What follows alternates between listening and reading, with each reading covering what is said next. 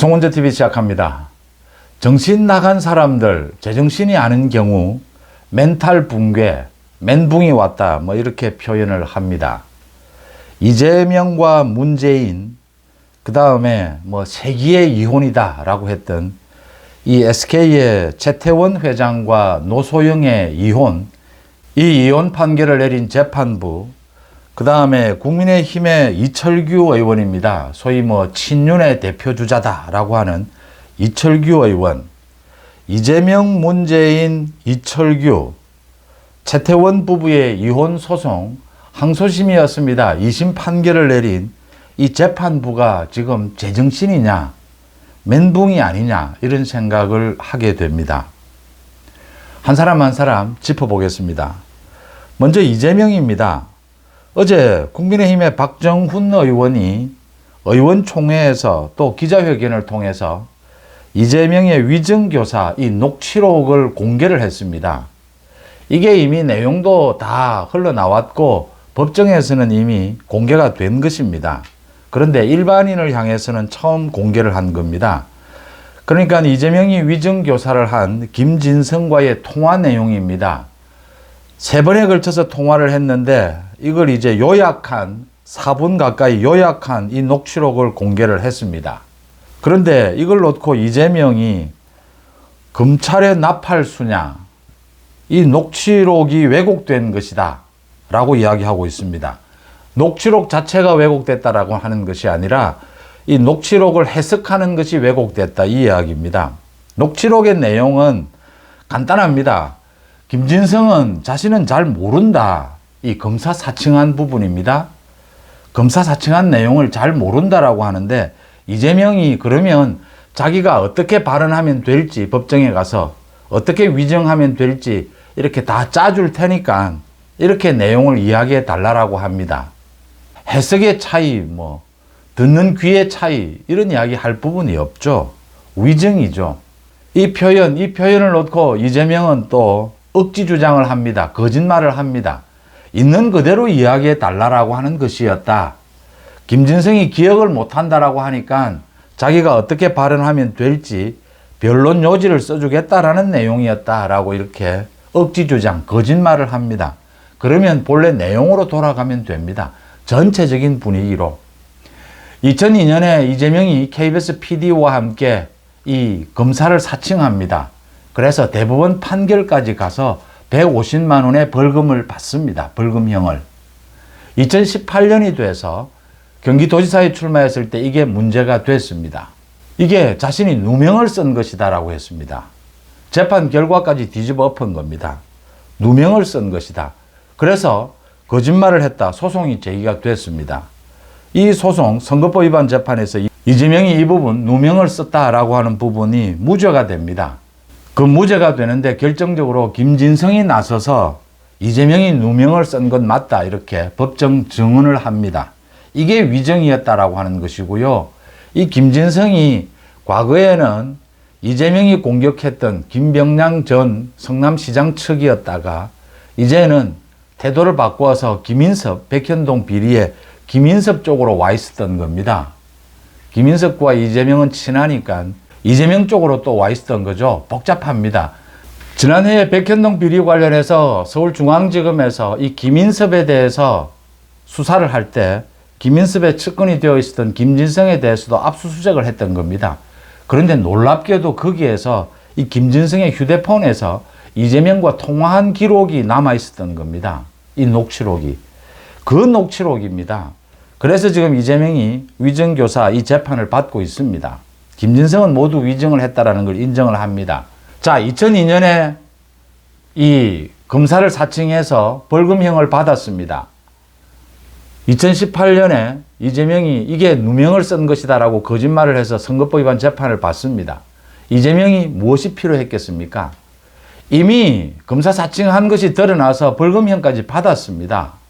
그런데 이걸 뒤집어 엎으려면 자기가 거짓말한 게 아니다라는 걸 입증하려면 누명을 쓴 것이다라는 김진성의 이런 위증이 필요했던 겁니다. 이런 분위기 속에서 지난 2018년에 이재명이 김진성에게 전화를 해서 3번에 걸쳐서 이런 이야기를 합니다. 뭐 어차피 지금 시간이 오래 지났고 또 김병량 전 시장도 이미 죽었고 모두 상황이 이렇게 된 만큼 자기가 이 변론 요지를 써줄 테니까 뭐 이대로 진술해 달라라고 이야기합니다. 이게 위증이 아니면 뭐가 위증입니까? 이걸 지금 이재명이 또 거짓말을 하고 있습니다. 이재명은 이제 뭐 검찰 공격, 판사 공격, 민주당을 모두 내세워서 탄핵하겠다. 언론에 대해서도 검찰의 애완견이다 이렇게 공격을 하고 있습니다. 국민의힘의 박정훈 의원이 이 녹취록을 공개한 것은 굉장히 적절한 시점에 현명했다라고 보입니다. 왜냐하면요, 이 위증교사 재판이 지금 진행이 되고 있는데 가장 중요한 것이 위증교사 재판 진행이 늦습니다. 이재명이 재판 지연을 노리고 있습니다. 이 위증교사 재판을 빨리 해야 된다라는 것을 환기시켰고요. 또 두 번째, 이 위증교사 이재명이 법정에서 거짓말하도록 시킨 겁니다. 위증교사는 사법방해의 전형적인 수법입니다. 증거인멸과 꼭 같은 것이죠. 증거인멸, 위증교사 이런 사법방해를 할 때는 구속시켜야 합니다. 구속이 원칙입니다. 위증교사 1심 판결을 하면서 빨리 판결을 하면서 이재명에 대해서 법정 구속시켜야 한다라는 여론이 커질 수밖에 없습니다. 그 부분을 박정훈이 나서서 환기시켰다. 위기에 몰린 이재명이 또 거짓말하면서 제정신 아닌 행태를 보이고 있다라는 것입니다. 그 다음 문재인입니다. 문재인이 어제 자신의 SNS에 채소 농사를 지었다, 수확을 했다, 감자 수확한 이런 사진을 올렸습니다. 그런데 어제 서울중앙지검에서 김정숙에 대해서 타지마할 관광 등에 대해서 본격적인 수사에 나섰습니다. 이제 이 고발인도 소환해서 조사하겠다. 고발인 조사에 이어서 청와대 관계자들, 문체부 관계자들 조사를 하고 나면 이제 김정숙에 대해서 소환을 해야 합니다. 이것과 관련해서 어제는 또 김정숙이 고소장을 경찰에 냈습니다. 이 부분에 대해서 집중적으로 문제 제기를 했던 국민의힘의 배현진 의원입니다.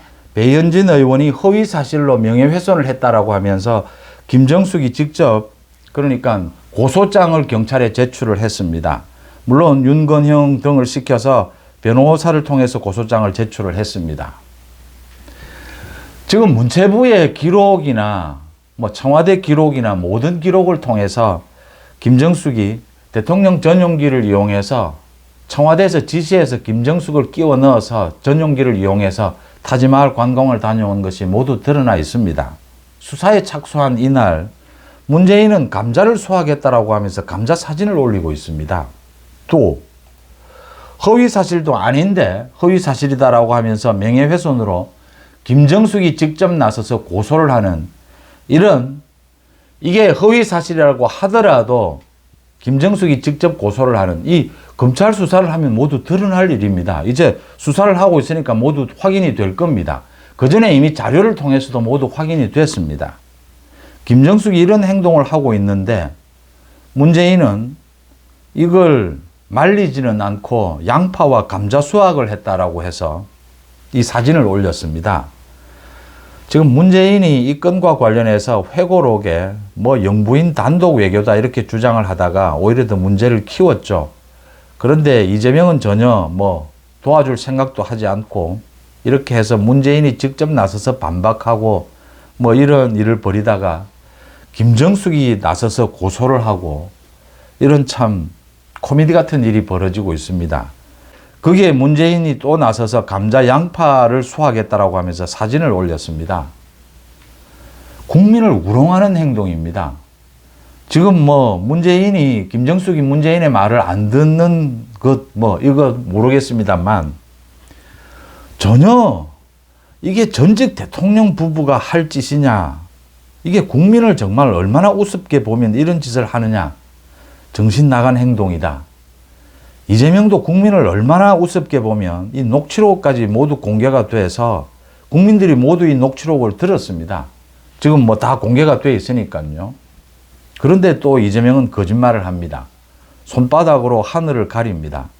이런 정신 나간 행태를 하고 있다라고 하는 것입니다.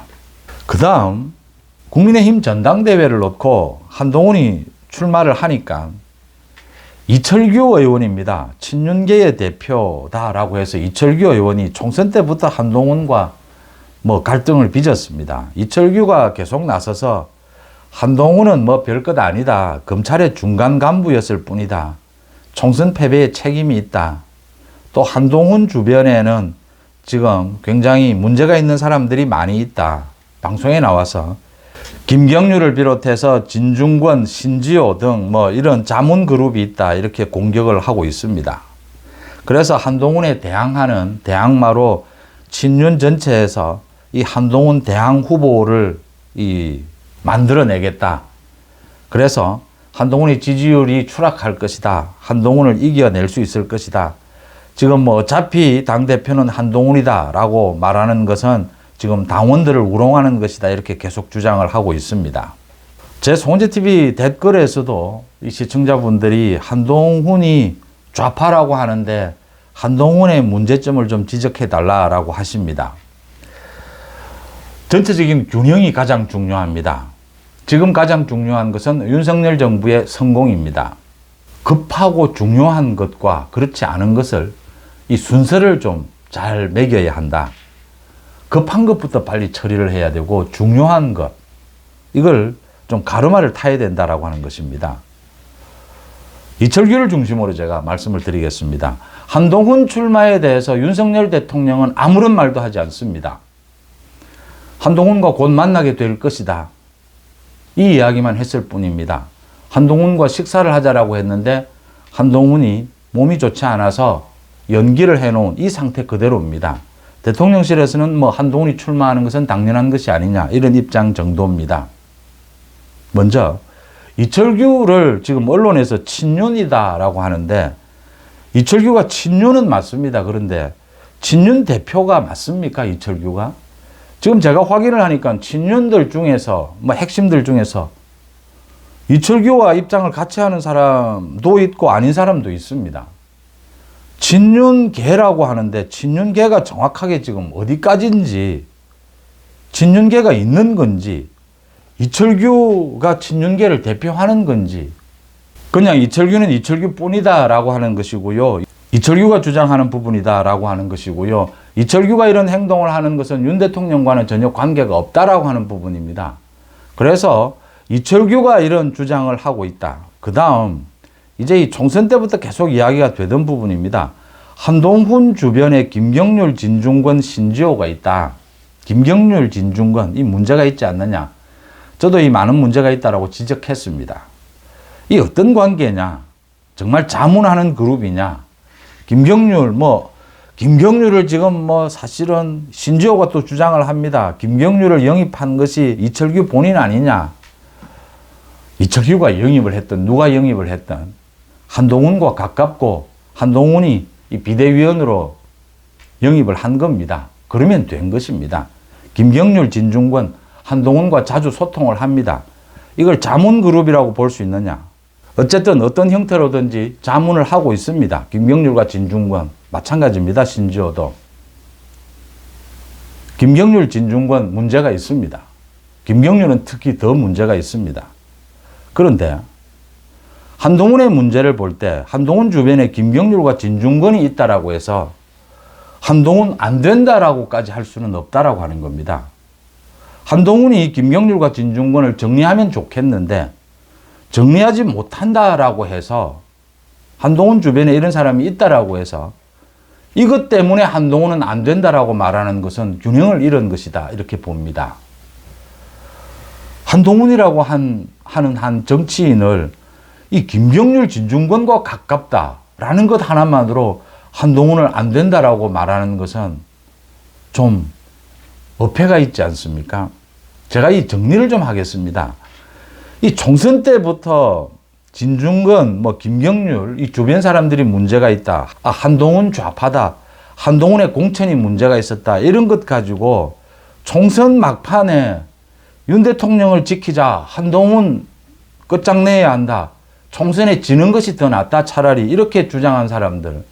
그 진위 여부를 떠났어요. 총선 패배에 책임이 있는 사람들입니다. 그 사람들, 국민의힘에 그 사람들은 책임을 분명히 물어야 합니다. 김경률, 진중권을 한동훈이 정리하면 좋겠는데 한동훈이 정리하지 않고 있는 것은 문제입니다. 그런데 이것 가지고 한동훈을 뭐 끝장내자라고까지는 할 수가 없습니다. 그만큼 중요한 문제는 아닙니다. 지금 한동훈의 문제는 윤석열 대통령과의 관계 재설정을 윤 대통령은 열어놓고 있는데 한동훈이 재설정을 하지 않고 있다는 게 문제입니다. 이게 차기 대권주자가 이제 당대표가 되는 건데 이게 윤 대통령과의 관계 재설정을 하지 않고 이대로 가게 되면 만약 당선이 되었을 경우에 이게 윤 대통령과 갈등을 빚지 않겠느냐. 이 부분에 대해서 한동훈은 협력할 때는 협력하고 긴장관계도 만들어질 수 있고 윤 대통령과는 자신이 가장 많이 안다 이런 대답을 하고 있습니다. 한동훈은 윤 대통령과 이렇게 거리두기를 하는 것이 자기가 전당대회에 나가고 또 당대표로서 앞으로 이 정치적 전망에 더 유리하다 이렇게 판단을 합니다. 저는 이 부분에 동의하지도 않습니다. 한동훈이 정치적으로 자신감이 없다라고 제가 말씀드린 적이 있습니다. 윤 대통령과 협력하는 모습을 보이면서 관계 재설정하는 모습을 보이면서 전당대회를 치러내고 앞으로 당을 이끌어 나갈 이런 정도의 소위 경륜의 자신은 없는 것이다. 저는 이렇게 봅니다. 물론 거기에는 개인적으로 윤 대통령을 누구보다도 잘 아는 한동훈의 개인적인 판단도 있을 겁니다. 감정도 없을 수는 없습니다. 이철규가 이야기하는 김경률, 진중권 이 문제 때문에 몇몇의 공천 문제 때문에 한동훈을 완전히 버린다라는 것은 균형감을 상실한 것입니다. 다른 감정이 있는 것이다. 저는 이렇게 봅니다. 그것 때문에 또 총선을 망친 것 책임져야 합니다. 한동훈이 지금 윤 대통령을 만나지 않고 관계 재설정을 하지 않고 이렇게 전당대회에 나온 것, 저는 이게 문제가 있다고 보는데 이것 가지고 한동훈을 내칠 수는 없다고 봅니다.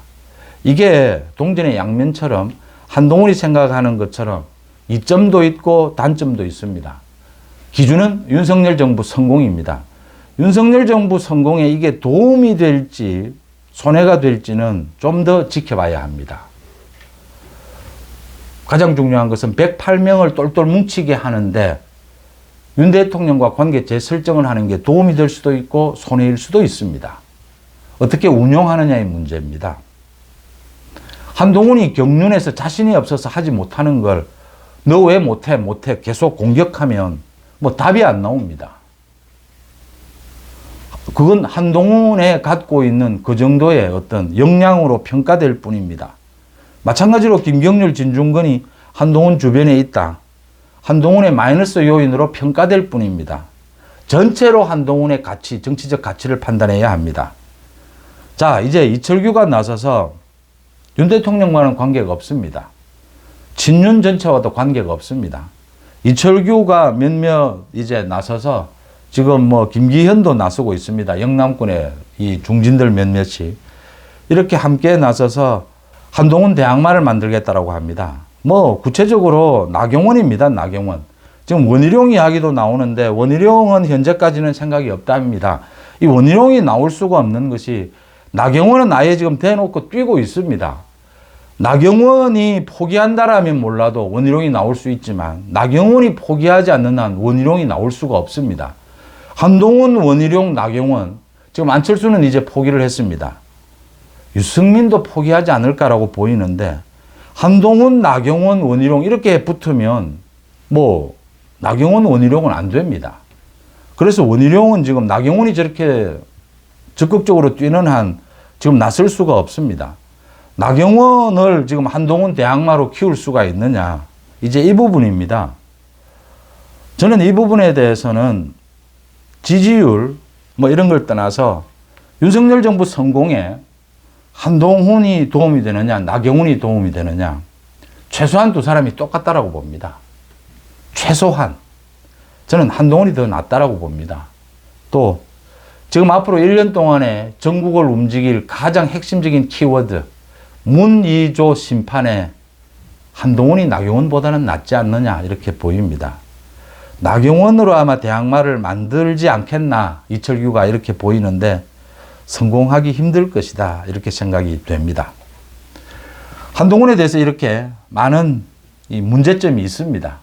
그럼에도 불구하고 전체적으로 그런 부분적인 문제를 가지고 한동훈은 안 된다라고 하는 것은 윤석열 정부 성공에 도움이 되지 않는다라고 하는 것입니다. 총선 때부터 이런 이야기를 하는 사람들, 그것 때문에 총선을 망쳤습니다. 책임을 물어야 합니다. 이번 전당대회도 마찬가지입니다. 윤석열 한동훈이 중요한 것이 아닙니다. 보수 우파 정권인 윤석열 정부의 성공, 이 기준으로만 딱 본다면, 냉정하고 객관적으로 본다면 아직까지 한동훈은 안 된다 라고 하는 결정적인 이유는 찾을 수가 없습니다. 그 다음 이 최태원과 노소영의 세기의 이혼 1조 3,800억 원을 이 재산 분할하라, 노소영에게 주라 라고 판결을 내렸습니다. 항소심에서. 그런데 어제 이 항소심에서 자기가 내린 판결문을 바꾸었습니다. 참 이례적인 일입니다. 어떤 내용을 바꿨느냐. 최태원이 있고 최태원의 아버지인 최종현 회장이 있습니다. SK 전 회장이죠. 이제 이 재산 부분입니다. 최종현 회장이 있을 때의 이 재산, 그러니까 지금 이 최태원과 노소영의 재산 분할을 해야 하지 않습니까? 부부니까 이게 3대7로 분할이 됐다라고 하는데 5대5로 분할을 해야 할 겁니다. 지금 여기에서 제가 괜한 오해를 불러일으키지 않기 위해서 이 두 사람의 재판, 저는 분명히 말씀을 드립니다. 이건 100% 최태원이 잘못한 겁니다. 최태원이 이 딴살림을 차린 것이죠. 100% 잘못한 것이고 이 재산도 엄정하게 분할을 해야 합니다. 노소영이 잘못한 것은 없습니다. 그 부분 분명하게 해두고요. 이 지금 부부간에 이혼 문제로 가기 때문에 이런 좀 오해가 생길 수가 있어서 제가 분명하게 전제를 답니다. 최태원이 제가 보기에는 100% 잘못한 겁니다. 재산도 엄정하게 분할을 해야 합니다. 그건 그렇고요. 제가 지금 드리는 말씀은 판결문입니다. 판결문. 최종현 회장 때 만들어진 재산이 얼마고 최태원이 회장이 되고 난 다음에 만들어진 재산이 얼마냐. 여기에 따라서 이 계산을 잘 해서 재산 분할을 해야 되는 건 맞습니다. 그런데 최종현 회장 때의 이 주가 산정을 잘못했다라고 하는 것입니다. 2심 판결에서. 어떤 부분을 잘못했느냐. 이게 주식에 있어서 액면 분할이라는 게 있습니다. 주식의 액면가가 10,000원짜리입니다. 이걸 1,000원짜리로 액면 분할을 하는 경우가 많이 있습니다. 그러면 주식이 10장이 됩니다. 10,000원짜리 한 장 주식이던 것이 1,000원짜리 10장으로 이렇게 하는 것을 액면 분할이라고 합니다.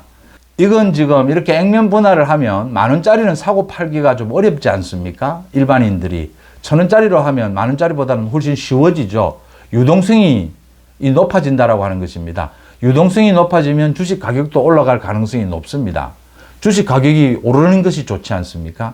그래서 액면 분할을 하는데 이 최종현 회장이 있을 때 액면 분할을 2번 했다라고 하는 것입니다. 그런데 이 액면 분할한 이 부분이 이번 판결문에 포함이 되지 않았다라고 하는 것이죠. 이게 한 10배 정도 차이가 난다라고 하는 겁니다. 그래서 최종현 회장이 있을 때의 그 재산이 10배 정도 축소돼서 계산이 됐다. 이 지금 재판부가 이런 실수를 했다라고 하는 겁니다. 문제는 이게 최태원 쪽이 어제 문제 제기를 해서 이 판결문을 또 바꿨습니다. 재판부가 인정을 해서. 자기들이 내린 판결문을 바꿨습니다. 무려 재산이 10배입니다. 10배. 이게 지금 앞으로 어떤 영향을 미칠 것이냐. 최종현 회장의 재산이 10배가 이제 늘어난 겁니다. 그만큼 이제 이 최태원 회장의 재산은 줄어들게 되는 거죠. 최태원 회장이 기여한 재산 부분은. 그렇다라고 해서 바로 지금 노소영에게 줄 재산이 10배로 줄고 이러는 것은 아닙니다. 이제 이 내용을 좀 들여다봐야 됩니다.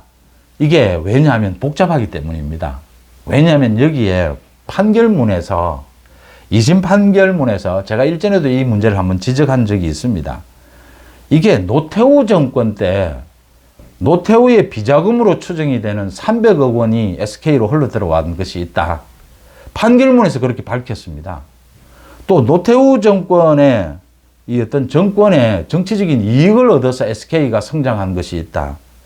이게 노소영의 가치 아니냐. 판결문에서 이렇게 이야기를 하면서 노소영에 대해서 재산 분할 1조 3,800억 원을 분할을 했습니다. 이 부분이 참 판결문에서 그러니까 이 부당한 정치적인 지원, 부당한 비자금을 판결문에서 인정을 하고 그걸 노태우의 딸인 노소영에게 주라. 이 부당한 이득 범죄 수익이라고 볼 수가 있습니다. 이걸 참 인정한 것도 이례적이고 이걸 그 딸에게 주는 것이 맞느냐. 현실적으로 지금 주지 않을 방법이 없습니다. 이걸 환수하는 방법이 있습니다. 지금 국회에서 법을 제정하면 되는 것입니다. 그런데 위헌 소지가 있습니다. 이 사후에 법을 제정해서 이렇게 환수하는 것. 이게 문제가 있다라고 제가 일전에 좀 말씀을 드렸는데 그래서 저는 이 현명한 방법으로 사회에 기부하는 것 말씀을 드린 적이 있는데 뭐 그 이후에 노소영도 뭐 기부를 하겠다라는 이야기를 하고 기부가 아니고 뭐 사회적인 사업을 하겠다. 또 뭐 SK 측도 뭐 많은 지금 뭐 사회적인 사업 이런 부분들을 주장을 하고 있습니다. 이제 여론전이 된 것이죠. 워낙 이 세기에 이혼이 되다 보니까 2심 재판부가 이렇게 주식 가치를 잘못 계산을 해서 이런 어처구니 없는 실수를 했고 이걸 어제 고쳤습니다. 여기에 숨어 있는 게 두 가지가 있습니다. 이제 이게 대법원 판결을 남겨두고 있지 않습니까? 대법원에서 이걸 어떻게 볼 것이냐. 2심 재판부의 이 판결 고친 것을.